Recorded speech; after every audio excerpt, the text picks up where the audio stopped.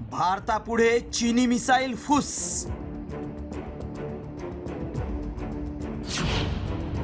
चीनची शस्त्र नव्हे, लवंगी फटाके.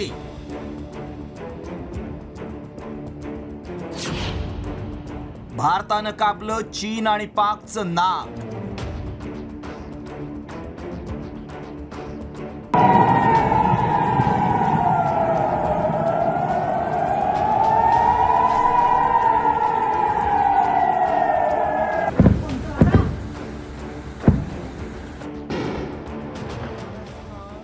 पाहिलं, पाकिस्ताननं भारतावर ड्रोन हल्ले केले.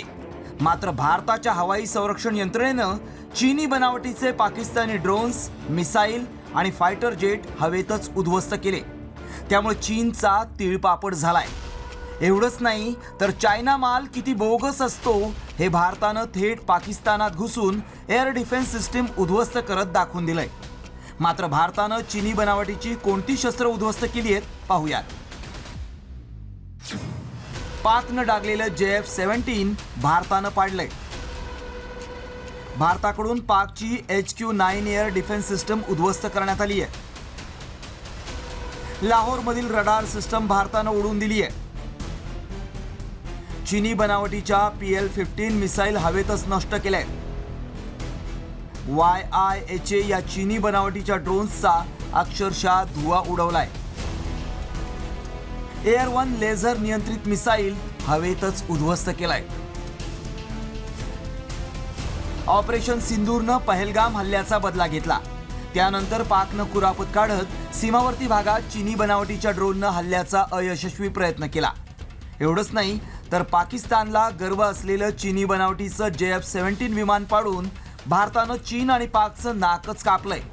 मात्र या संघर्षात पाकिस्तानपेक्षा चीनच भारताचा कट्टर शत्रू असल्याचं उघड झालंय. चीनी सॅटेलाइट मार्फत भारतीय सैन्यांच्या हालचालींची पाकला माहिती दिली जाते. तणावादरम्यान पाकला 10 घातक शस्त्रांची मदत करण्यात आली. पाक सैन्याच्या मदतीसाठी चीनी तज्ज्ञांची टीम सज्ज आहे. भारतीय एअरक्राफ्टचे सिग्नल डिस्टर्ब करण्यासाठी टेक्निकल मदत केली जाते. चीनी ड्रॅगननं भारताच्या पाठीत खंजीर खुपसण्याचा कितीही प्रयत्न केला तरी भारतानं पाक आणि पर्यायानं चीनची धुळधाण उडवली आहे. दुसरीकडे ऑपरेशन सिंदूर दरम्यान भारताचं राफेल पाडल्याचा दावा पाकनं केला. मग दसॉल्ट एव्हिएशन या राफेल बनवणाऱ्या कंपन्यांच्या शेअर्समध्ये 10% घसरण झाली. त्यामुळंच फ्रान्सनं राफेल खरंच पाडलं गेलंय का याचीही चौकशी करण्याचा निर्णय घेतलाय. या चौकशीमुळं पुन्हा एकदा पाकच्या दाव्यातला खोटारडेपणा उघड होईल हे निश्चित. ब्युरो रिपोर्ट, साम TV न्यूज.